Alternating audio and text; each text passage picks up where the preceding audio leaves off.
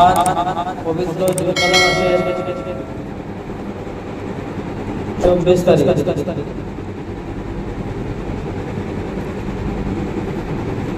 আর মাত্র 4 দিন পরে পবিত্র যুলহিজ্জা মাস আমাদের সম্মুখে আসতে যাচ্ছে। আর এই যুলহিজ্জা মাসে 10টি দিন বহুত ফজিলতপূর্ণ দিন। তাই আজকে আমাদের এই যুলকদা মাসের শেষ জুম্মার আলোচ্য বিষয় হবে যুলকদা মাসের ফজিলত সম্পর্কে। ওয়া তাওফীকি ইল্লা বিল্লাহ আলাইহি তাওয়াক্কালতু ওয়া ইলাইহি উনীব। আল্লাহ তাআলা আমাদেরকে দুনিয়াতে পাঠিয়েছেন কিছু কিছু ইবাদতকে ফরজ করেছেন। তিনি আমাদেরকে দুনিয়াতে পাঠিয়েছেন এবং কিছু কিছু ইবাদত ফরজ করেছেন। কেন তিনি ফরজ করলেন? এজন্যই ফরজ করলেন যাতে করে মানুষ এই ইবাদত বান্দাগিগুলো পাবন্দির সাথে করে। আর এই পাবন্দির সাথে ইবাদত বান্দাগি যখন করবে আল্লাহর সাথে সুসম্পর্ক তৈরি হবে। সেই জন্য আল্লাহ তাআলা এই ইবাদতগুলি ফরজ করেছেন আমাদের। এবং আল্লাহ তাআলা অশেষ মেহেরবানিতে তিনি সারা বছরের মধ্যে কিছু কিছু দিন এমন রেখেছেন যে দিনগুলোতে বান্দা যদি আল্লাহ তাআলা ইবাদত বান্দেগী করে তাহলে আল্লাহ তাআলা তার রহমতের খাজানা থেকে অফুরন্ত নেকি বান্দাদের আমলনামায় দেয়। সেই রকম আজকে আর মাত্র 4টি দিন পরে আমাদের সম্মুখে আসতে চলেছে পবিত্র যুলহিজ্জা মাস। এই যুলহিজ্জা মাসে 3টি দিন নিয়ে আজকে আলোচনা করব। এই ফজিলতপূর্ণ মাসে 3টি দিক। একটা দিক হলো যুলহিজ্জা মাসের ফজিলত, এই বিষয়ে আলোচনা করব। দ্বিতীয় নম্বর যে বিষয়টি নিয়ে আলোচনা করব এই ফজিলতপূর্ণ মাসে যুলহিজ্জা মাসের বৈশিষ্ট্য কি বা কেমন বা বৈশিষ্ট্য সম্পর্কে আলোচনা করব। তৃতীয় নম্বর যে বিষয়টি নিয়ে আলোচনা করব যুলহিজ্জা মাসের করণীয় আমল। এই 3টি বিষয়। প্রথমে যে বিষয়টি আলোচনা করব সেটা হলো যুলহিজ্জা মাসের ফজিলত। এ সম্পর্কে কুরআন শরীফের আল্লাহ তাআলা সূরা ফাজরের 1 নম্বর 2 নম্বর আয়াতে বলেছেন ওয়াল ফাজর ওয়াল লায়ালিন আশর। আল্লাহ তাআলা কসম খেলেন ফজরের, ওয়াল ফাজর ফজরের কসম, ওয়াল লায়ালিন আশর এবং 10টি রাতের কসম খেলেন। যে কোনো কথায় যদি কসম খাওয়া হয় তার মানে হলো সেই কথাটা গুরুত্ব বাড়ানোর জন্য। আর আল্লাহ তাআলা যেখানে কসম খাচ্ছেন তাহলে বিষয়টা বুঝতে হবে যে আসলে কথাটা কি বলতে চাইছেন আল্লাহ তাআলা।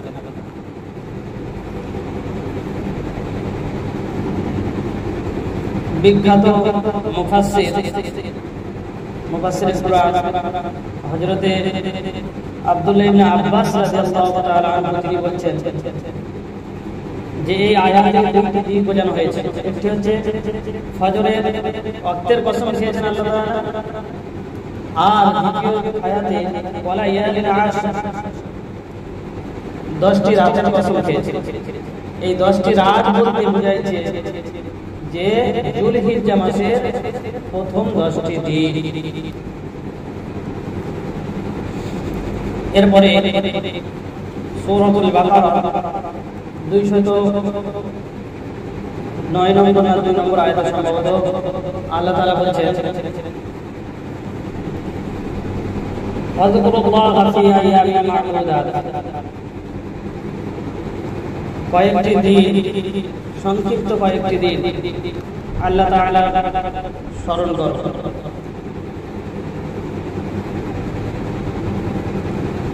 তাফসীরে কুরতুবীর মধ্যে লেখা রয়েছে যে আল্লাহ তাআলা এই যে বললেন ওয়াযকুরুল্লাহ ফি আইয়ামিন মা'দুদাত, সংক্ষিপ্ত কয়েকটি দিন বলতে বোঝানো হয়েছে যুলহিজ্জা মাসের এই 10টি দিনের কথা। তাহলে কুরআন ও হাদিস, কুরআন দুটি আয়াত, দুইটি দলিল আমরা পেলাম। একটা হচ্ছে সূরা ফাজরের মধ্যে আল্লাহ তাআলা এই 10টি দিনের কথা বলেছেন, আর সূরা বাকারার মধ্যে দুইটি বিষয় আমরা পেলাম কোরআন শরীফ থেকে, যে যুলহিজ্জা মাসের প্রথম 10 দিনের বহু ফজিলত। এরপরে হাদিস শরীফ থেকে সহিহ বুখারী 969 নম্বর হাদিস, হযরতে ওমর রাদিয়াল্লাহু তাআলা আনহু তিনি বর্ণনা করেছেন রাসূলুল্লাহ সাল্লাল্লাহু আলাইহি ওয়াসাল্লাম বলেছেন যে যুলহিজ্জা মাসের প্রথম 10 দিনের ইবাদত, নেক আমল অন্যান্য দিনের আমলের তুলনায় অনেক বেশি ফজিলত রাখে। এবং হযরত জাবের রাদিয়াল্লাহু তাআলা আনহু তিনি বলেছেন যে রাসূলুল্লাহ সাল্লাল্লাহু আলাইহি ওয়াসাল্লাম বলেছেন যুলহিজ্জা মাসের প্রথম 10 দিনের নেক আমল অন্যান্য মাসের আমলের থেকে অনেক উত্তম। রাসূলুল্লাহ সাল্লাল্লাহু আলাইহি ওয়াসাল্লামকে কোন একজন ব্যক্তি জিজ্ঞাসা করলেন যে হে রাসূল, যুলহিজ্জা মাসের 10 তারিখের ইবাদত আর যদি আল্লাহর রাস্তায় সংগ্রামকারী এই দিনের মধ্যে কে বেশি, কার বেশি ফজিলত, কার বেশি ফজিলত, কে সওয়াব বেশি অধিকার হবে? রাসূলুল্লাহ সাল্লাল্লাহু আলাইহি ওয়াসাল্লাম বললেন যে যুলহিজ্জা মাসের প্রথম 10 দিনে যারা নেক আমল করবে। এর পরেই রাসূলুল্লাহ সাল্লাল্লাহু আলাইহি ওয়াসাল্লাম বললেন যে যুলহিজ্জা মাসের প্রথম 10 দিনে যারা ইবাদত করবে তাদের মর্যাদা বেশি, কিন্তু যারা আল্লাহর রাস্তায় সংগ্রাম করার পর তাদের চুলগুলো এলোমেলো হয়ে যায়, চেহারা বিকৃত হয়, আকৃতি হয়ে যায়, মানে ধুলোবালি লেগে যায়, নোংরা হয়ে যায়, এরা কিন্তু আল্লাহ তাআলার কাছে মর্যাদায় অনেক বেশি। এরপরে রাসূলুল্লাহ সাল্লাল্লাহু আলাইহি ওয়াসাল্লাম আরো বললেন যে এই যুলহিজ্জা মাসের 9 তারিখ ইয়াউমে আরাফার দিন, ইয়াউমে আরাফার দিন হচ্ছে যুলহিজ্জা মাসের 9 তারিখ। এই 9 তারিখের ইবাদত অন্যান্য ইবাদতের তুলনায় অনেক বেশি মর্যাদা রাখে। কেননা ইয়াউমে আরাফার দিন বান্দা যে দোয়া আল্লাহ তাআলার কাছে চান, আল্লাহ তাআলা সাথে সাথে সেই দোয়া কবুল করে নেন। এবং এই দিনে আল্লাহ তাআলা আসমানে অবতরণ করেন, আসমানবাসীদেরকে নিয়ে জমিনে অবতরণ করেন, আর জমিনবাসীদেরকে নিয়ে আসমানবাসীদের কাছে বলে, তিনি বলেন যে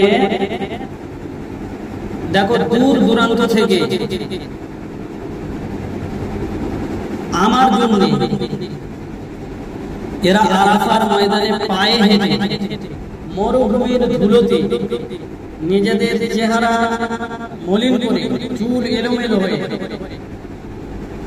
আমার কাছে চাইছে, আমার কাছে দোয়া করছে। বিভিন্ন এলাকা থেকে এসেছে, বিভিন্ন জায়গা থেকে এসেছে। এরা আসলে জান্নাত কি জাহান্নাম কি এরা জানে? জান্নাত কি কোনোদিন দেখেছে?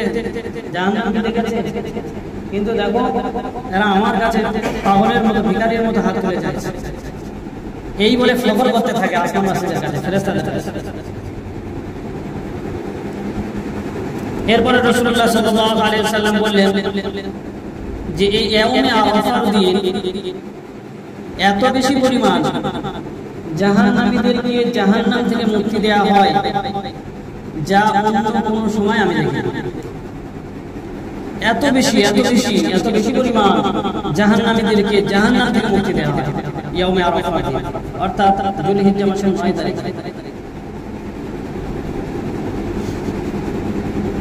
আমরা প্রত্যেকে জানি যে রাসূলুল্লাহ সাল্লাল্লাহু আলাইহি ওয়াসাল্লাম উম্মতের জন্য সারা জীবন সব সময়ের জন্য বেঁচে থাকা অবস্থায় মৃত্যুর পরে ওনাকে যখন তোলা হবে সঙ্গে সঙ্গে উনি উম্মতের জন্যই খান। তো উনি উম্মতের জন্য দোয়া চেয়েছিলেন কদরের রাত্রে, শবে কদরের রাত্রে, যে আল্লাহ আমার সমস্ত উম্মতদেরকে আপনি মাফ করে দেন। আল্লাহ তাআলা বললেন, যাদের অন্তরে মানে কাউরের জন্য বক্রতা থাকে, হিংসা থাকে, বিদ্বেষ পুষে রাখে, এদের ব্যাপারে দোয়া করো, দোয়া কবুল হয়। রাসূলুল্লাহ সাল্লাল্লাহু আলাইহি ওয়াসাল্লাম এই দোয়া করতে মানা করেন। কিন্তু রাসূলুল্লাহ সাল্লাল্লাহু আলাইহি ওয়াসাল্লাম ইয়াউমে আরাফার দিন অর্থাৎ যুলহিজ্জা মাসের 9 তারিখে আবার সিজদায় পড়ে গেছেন যে আল্লাহ তাআলা আপনি তো মাফ করনে ওয়ালা, আপনি তো মাফ করনে ওয়ালা, আপনি মাফ করবেন না তো কে মাফ করবে, কার কাছে চাইবেন? আমার ওই গুনাহগার বান্দাদেরকে মাফ করে দেন যারা দিলে বক্রতা রাখে।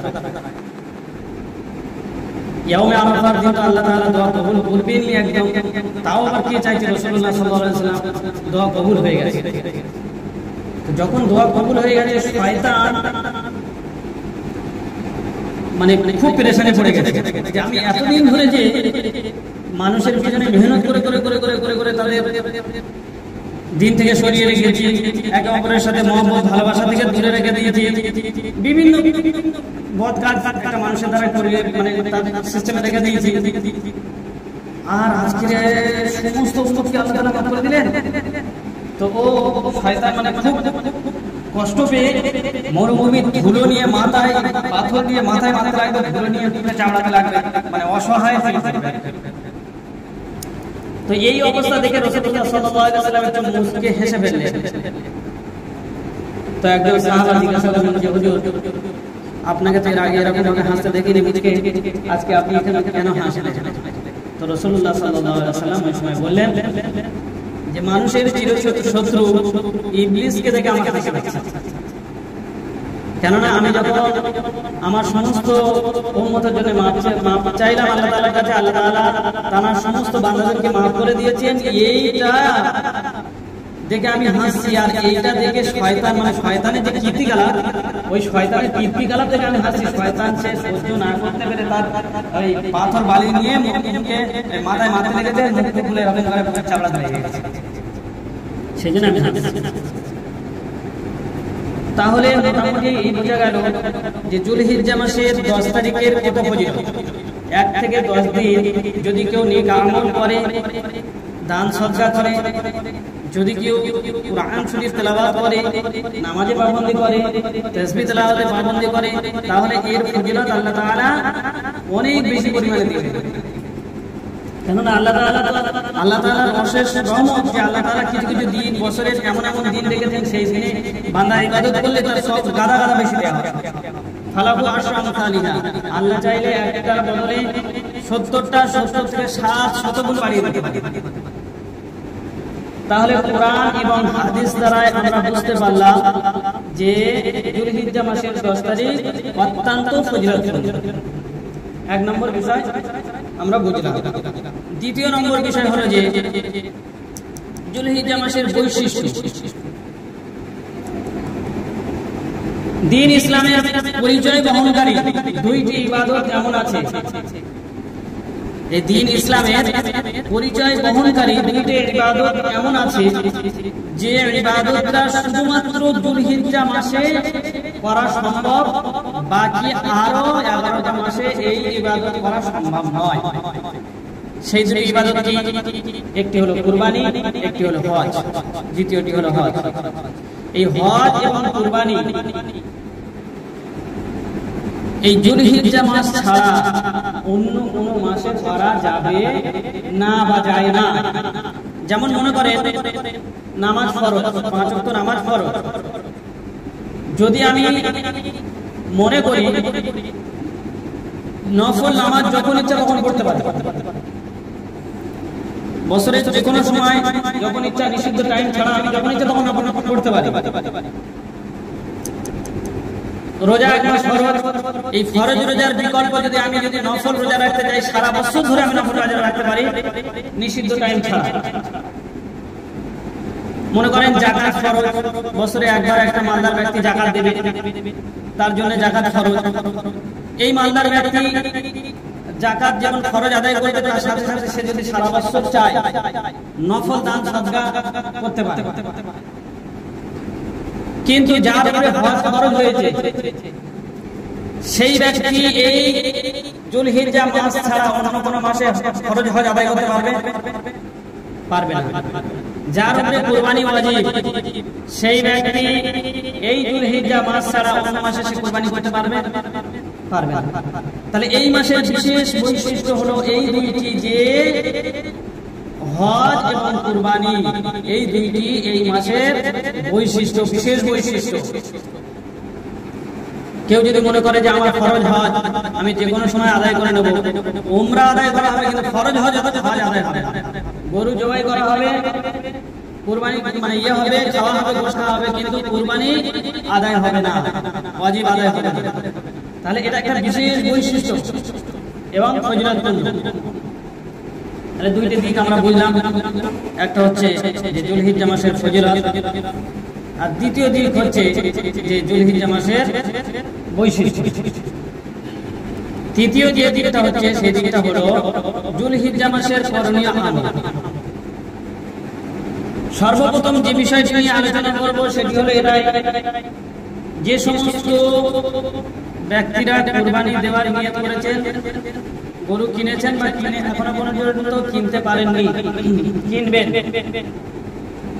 তাদের জন্য যুলহিজ্জা মাসের চাঁদ দেখা থেকে নিয়ে কুরবানি পশু জবাই করা পর্যন্ত, মানে আজ পর্যন্ত নখ চুল তারা কাটতে পারবে না। এটা না কাটা মুস্তাহাব, না কাটা মুস্তাহাব।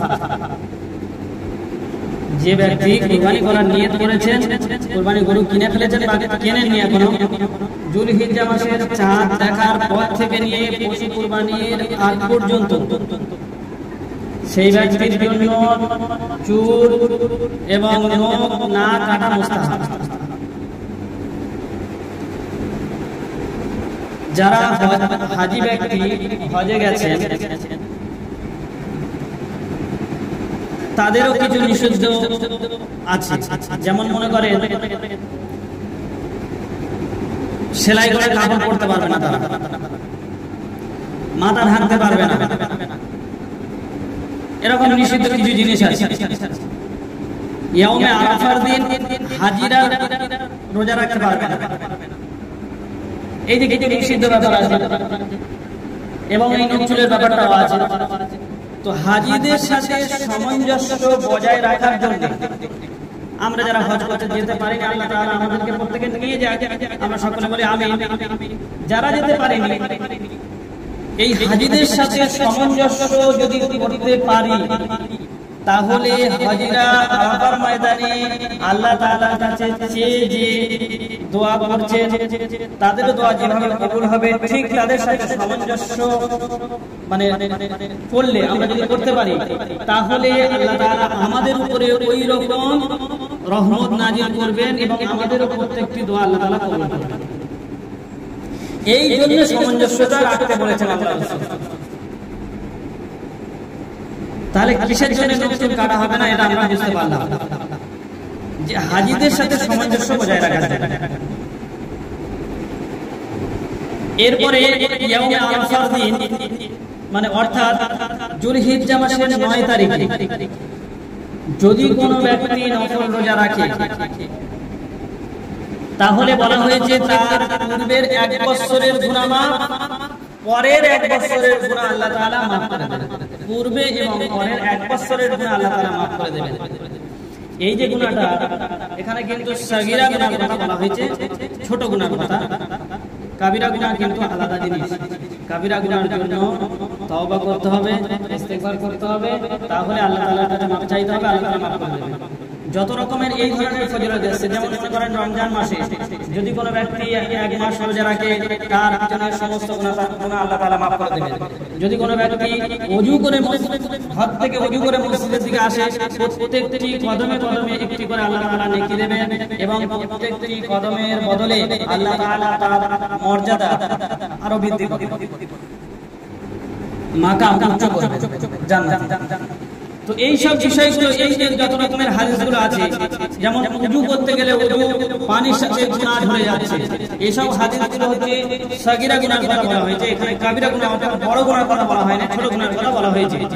আর কাবিরা গুনাহর জন্য ইস্তেগফার করতে হবে। হযরত আয়েশা রাদিয়াল্লাহু তাআলা আনহা, হযরত কাতাদা রাদিয়াল্লাহু তাআলা আনহু তিনি বলছেন যে হযরত আয়েশা রাদিয়াল্লাহু তাআলা আনহা প্রত্যেক বছরে ধারাবাহিকভাবে এই ইয়াউমে আশুরা, কি যুলহিজ্জা মাসের 9 তারিখ, এই 9 তারিখের রোজাটা উনি প্রত্যেক বছরে রাখতেন, কোন বছরে ছাড়ছেন।